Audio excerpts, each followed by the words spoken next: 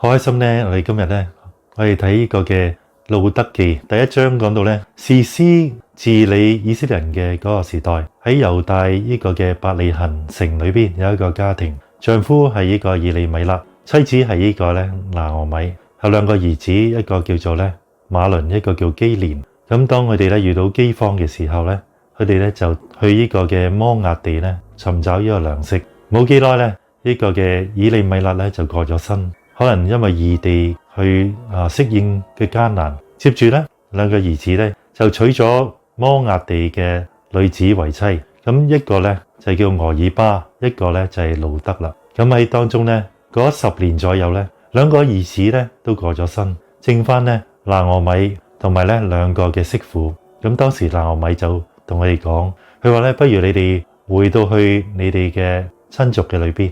咁因為呢當時呢拿俄米聽到咧，神咧眷顧佢自己百姓咧，想翻到去喺猶大，唔想咧呢兩個媳婦咧去到異地，離開佢哋嘅父母嘅家，而冇咗個照應，所以拿俄米就同我哋咁樣講。當其時咧，兩個嘅兒婦咧都話，不然咧我哋都樂意去跟你翻去，我哋同你一齊去啦。當時咧就拿俄米就對呢個俄珥巴話啦，即話我今日仲有丈夫喺身邊，為你生一個兒子。難道你哋等佢長大，一路都唔結婚麼？不如咧而家翻去吧，因為咧我為你哋咧我極其嘅擔心吓，因為耶和華咧降禍俾我，所以咧喺當中你而家翻到去咧你自己嘅屋企同埋你哋所敬拜嘅神，願耶和華咧賜福俾你。咁講完之後咧，俄珥巴咧就先離開道別咗呢個拿俄米。當其時咧路得咧，但係卻唔捨得拿俄米，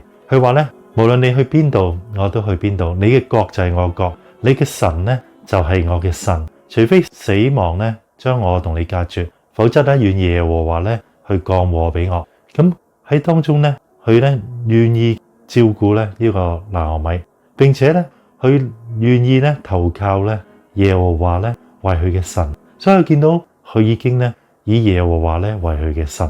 當其時咧，佢哋就翻去。當地嘅人見到拿俄米嘅時候，就稱呼佢，唔通要求就係拿俄米？拿俄米聽到嘅時候話：你唔好再稱我咧為拿俄米。拿俄米因為係甜嘅意思，要稱我咧為馬拉。馬拉就係苦嘅意思，因為全能者咧使我受苦。佢話咧：我滿滿嘅出去咧，而家空手嘅翻嚟。我哋睇得到咧，其實佢唔係空手翻嚟，佢有呢個路得咧同佢翻嚟。冇幾耐咧，路得咧就同呢個拿俄米講啊：願你咧俾我出去。喺呢啲打麥嘅呢啲嘅日子咧，喺一啲蒙恩嘅人嘅田裏邊去收拾呢啲跌喺地下嘅呢啲嘅麥穗，以至咧我哋可以糊口，可以有食物。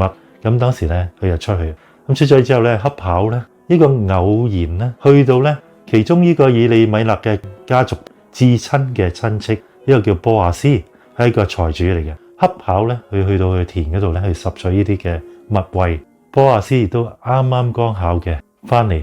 咁當時咧佢又祝福為佢作工嘅人，係願耶和華與你哋同在。咁當時有啲為佢做工嘅人就話：願耶和華賜福俾你。可以睇到咧，佢係一個敬畏耶和華嘅人。波亞斯去到路得嘅面前，佢就同路得講：願耶和華咧賜福俾你，因為咧你嚟到咧投靠咧耶和華嘅翅膀，願耶和華咧賜福俾你。佢話：當你咧跟隨我嘅僕人嘅時候，你去拾取呢啲麥穗嘅時候咧，呢度咧有水，僕人可以打咗嘅水咧，你可以飲。你可以咧一直嘅跟住我僕人拾取呢啲麥穗咧，一直到咧打完呢啲嘅麥子、大麥、小麥，完成晒所有嘅莊稼為止。你唔需要咧去到另外一個嘅田地嗰度，所以你安安心心咧喺呢度去拾取呢啲麥穗。路得就俯伏喺佢面前，就話咧：我咧比唔上你一個嘅侍女。但係咧，你卻咧喺當中用呢啲嘅慈愛嘅說話咧安慰你嘅僕人。話我係邊個咧？你竟然咧咁樣去眷顧我。波亞斯同佢講：本城嘅人都知道咧，你係一個賢德嘅女子，去愛顧咧拿俄米。你更加咧，你嚟到呢度咧，願意咧耶和華神咧賜福俾你。咁當中咧咁就離開咗。翻到去咧，見到呢個拿俄米講俾佢聽嘅時候咧，拿俄米亦都話俾佢聽，呢個其實係至近嘅親屬。佢都感謝神，佢都話願耶和華賜福俾波亞斯，因為咧佢一直都恩待活人同埋死人。拿米就同路德講，佢話咧，當你去拾取呢啲嘅麥穗嘅時候，佢咁同你講嘅時候，千祈咧唔好俾佢見到你咧去咗另一個田間先至好啊！你就專心留喺呢個田間去拾取呢個麥穗。